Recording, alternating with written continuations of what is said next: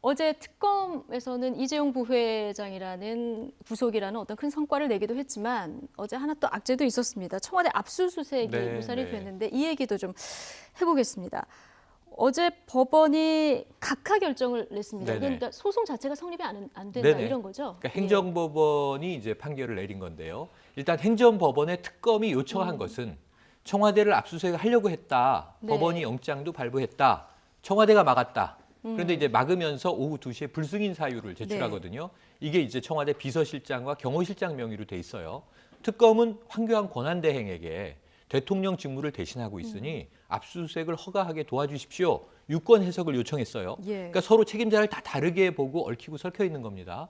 그러면서 특검이 행정소송을 냈던 것은 지금 비서실장과 경호실장이 권한이 없는데 압수수색을 불승인하고 있으니 여기에 대해서 취소하는 판결을 해주시오라고 청한 거고 빨리 압수수색을 해야 되니 먼저 가처분을 먼저 해주십시오. 취소하는 이걸 요청을 한 겁니다. 행정법원이 이제 13일에 배당을 했고 결국 어제 판결을 했는데 가능성은 3개였어요. 기각 그러면은 압수수색하지 마세요. 청와대 입장이 옳습니다. 인용하면은 특검이 맞네. 치고 들어가세요. 근데 각하는 뭐냐면 이게 행정소송의 대상이 되느냐 아니냐인데 그러니까 어찌 보면 좀 국민 여론은 이래요. 법원이 비겁하게 발을 뺀 거 아니냐. 근데 사실은 이게 앞에 법률가가 계시지만 이게 일반적으로 행정소송은 개인들이, 민간인들이 주로 정부 기관을 대상으로 부당한 문제들에 대해서 소송을 제기하는 것이기 때문에 지금 특검도 그렇고 청와대도 그렇고 국가기관 대 국가기관이 법 대 법으로 충돌했는데 이건 행정소송으로 처리할 문제는 아니다. 라고 이제 각하를 했다는 거죠. 그래서 어제 결국은 각하는 원점으로 돌아간 거지만 원점으로 돌아갔다고 하는 것은 특검이 지금 특별히 압수수색을 할 수 있는 권리를 확보한 게 아니기 때문에 특검의 압수수색은 여전히 막혀 있고 어려워져 있다. 이렇게 해석이 되는 게 옳아 보입니다. 네, 뭐 청와대 압수수색 할 수 없게 된 박영수 특별검사팀 수사기간 연장 카드를 예상보다 좀 빨리 꺼내들었습니다. 먼저 이규철 특검보 발언부터 들어보시겠습니다. 수사 대상이 상당히 많아 이에 대한 기소, 불기소 여부 등 수사 결과를 미리 정리할 필요가 있고 승인 여부를 사전에 알 수 있을 경우 수사 기간을 보다 효율적으로 사용할 수 있으며 2월 28일을 기준으로 특검법 수사 대상에 대한 수사를 모두 완료하지 못할 것으로 예상되는 점을 참작하였습니다. 모두 완료하지 못하고 좀 일찍 한 것은 수사 기한을 좀 효율적으로 활용해야 된다. 뭐 이래서 좀 일찍 이렇게 요청을 했다 얘기를 하네요. 겉으로 전 언론 브리핑용이라고 보고요. 왜냐하면 무슨 얘기를 들었냐면 시간이 얼마 남았는지 안 나는데 지금 결정해야 기소, 불기소 우리 뭐 공소장이라든지 불기소 결정문 쓸 시간이 있잖아라고 얘기합니다. 근데 사실은 구속 수사한 사람을 전부 다 기소했고요. 쓸 사람은 이제 이재용 부회장만 남았거든요. 뭐 박상진 사장 같은 사람들 공소장을 쓰면 되는 거고. 그리고 사실은 뭐 불기소 결정문 쓸 사람들 얼마 안 돼요. 사실은 왜냐하면 대부분 다 구속 기소를 했으니까요. 그리고 또 하나는 지금 만약에 신청한다고 해도 황교안 권한대행이 그럼 내일이나 모레 결정하겠습니까? 마지막 3일까지 결정 안 하고 마지막에 결정할 거거든요. 그렇기 때문에 이제 이거 우리가 수사 정리할 시간이 필요하니까 지금 결정해야 됩니다. 그러니까 우리가 요청했어요라는 것은 그냥 대언론 브리핑용인 거고. 특검은 그런 심적으로 이제 종료될 것이다 이렇게 마음의 준비를 하고 있다 이렇게 보시는 아니요, 겁니까? 저는 명분 싸움이라고 봐요. 명분 싸움. 청와대 압박용이라고 봐요. 청와대 왜 압박용이다. 어제였겠느냐? 어제가 무슨 일이 있었습니까? 낮에는 행정소송의 압수수색에 결정이 있었습니다. 그날 하루 종일 이재용 부회장에 대한 영장 실질 심사가 있고 오늘 아침 결정이 났습니다. 그녀가 같이 맞물린다는 얘기거든요. 그건 뭐죠? 대통령 압수수색과 대면 조사와 아주 관련 있는 게 행정소송의 결과와 이재용 부회장의 뇌물죄에 대한 법원의 1차적인 판단 아니겠습니까? 그 부분을 가지고 청와대의 대면 조사와 수사기간 연장을 압박하기 위한 카드로 쓰기 위한 것이다. 그렇기 때문에 어제 좀 빨리 수사기간 연장에 대한 카드를 들이민 거고 특검에 원하는 거 그걸 겁니다. 가장 좋은 거 대면 수사기간 연장해줘. 그게 안 되면 대면 조사라도 받아. 두 개 다 받지 않는 것은 우리가 절대 용납하지 못하고 우리는 대국민 여론전을 펴서라도 대면 조사 또는 수사기간 연장 둘 중에 하나는 반드시 관철할 거야. 라는 게 어제 이규철 특검보의 브리핑에 숨겨진 의미라고 저는 봅니다. 청와대 압박을 위한 여론전이었을 것이다. 이런 분석을 해주셨는데요. 근데 과연 수사기한 연장 황교안 대행이 이거를 뭐 승인할까가 관건 아니겠습니까? 네, 그렇죠. 그런데 지난주 국회 본회의에서 황교안 발언을 들어보면 그다지 뭐 긍정적이지는 않은 것 같습니다. 네. 직접 들어보시겠습니다. 에서 특검 수사가 미진하니 더 연장이 필요하다라고 요청한다면 총리께서 어떻게 하시겠습니까? 만약 그런 생각을 갖고 있다면 예. 20일 동안 열심히 하지 않겠다는 생각 갖고 있는 거 아닙니까? 총리님, 그렇게 생각하면 안 그런 되고 궤변으로 답변하실 일이 아닙니다. 이거는 그렇게 할 일이 예? 아니고 최선을 다해야죠. 그리고 최선을 다할 겁니다. 그리고 지금 특검이 최선을 다하지 않겠다고 말씀하시는 것 또한 잘못된 말씀이세요. 그렇게 한다면이라는 제가 네. 말씀드리지 않았습니까? 20일 동안 열심히 하지 네. 않겠다는 생각을 가지고 있는 것 아니냐. 이 발언이 당시에 좀 논란이 됐었고 논란이 됐고요. 의원들이 뭐 반응도 그때 황영철 국회에서 의원이 시끄럽게 바로 나왔습니다. 궤변이다 이렇게 예. 받아치잖아요. 네. 근데 사실은 뭐 저 말은 해석하기 나름이에요. 그럼 오늘 이 시점에 지금 11일 남았는데 예. 황교안 권한대행이 자 11일이나 남아 있는데 지금 어제 요청했습니다. 12일 남아 있을 때. 근데 지금 요청한 것은 남아 있는 뭐 10여일 남짓 열심히 안 하겠다는 얘기 아니야. 이렇게 얘기하면 큰일 나는 시점이에요, 지금은. 네. 황교안 권한대행은 일주일쯤 고민할 시간이 있어요.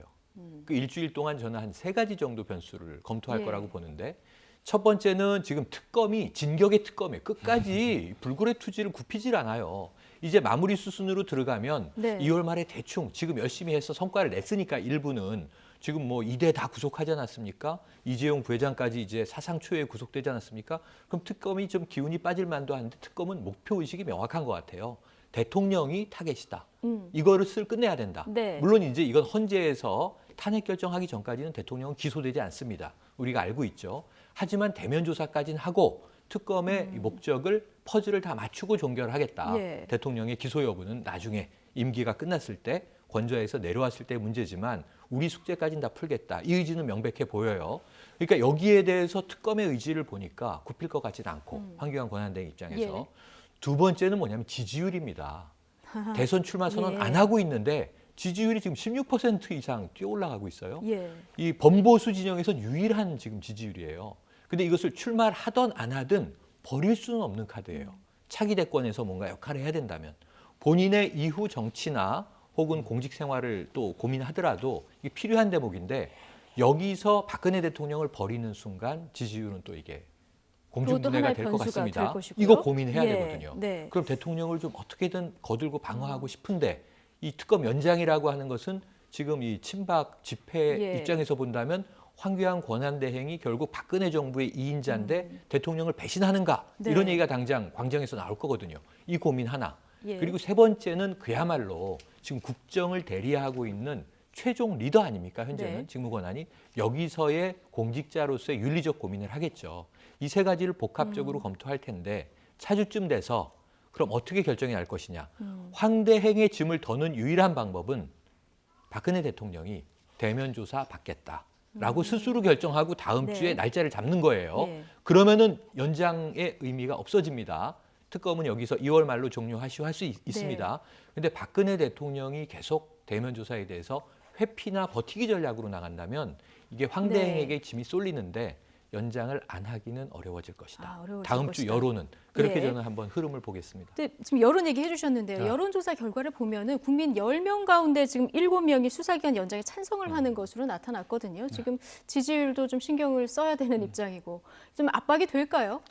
황교안 권한대행은 사실적 국민 여론에 대한 압박보다 정치권의 예. 그런 움직임에 더 신경을 쓰일 거예요. 네. 왜냐하면 지금 야당 쪽에서 무슨 얘기를 하고 있냐면 특검법 개정한다는 거 아니겠습니까? 120일로 늘린다는. 야당이 그렇게 할 수 있는 데는 명분이거든요. 네. 대통령 대면 조사도 안 했고 더군다나 이제 이재용 부회장까지 구속조사 뇌물에 대해서 법원에서 어느 정도 인정을 한 건데 그런데 대통령을 더 조사를 안 한다고? 이 부분이거든요. 네. 그리고 만약에 야당에서 지금 이 특검법 발의하게 되면 새로운 특검법을요.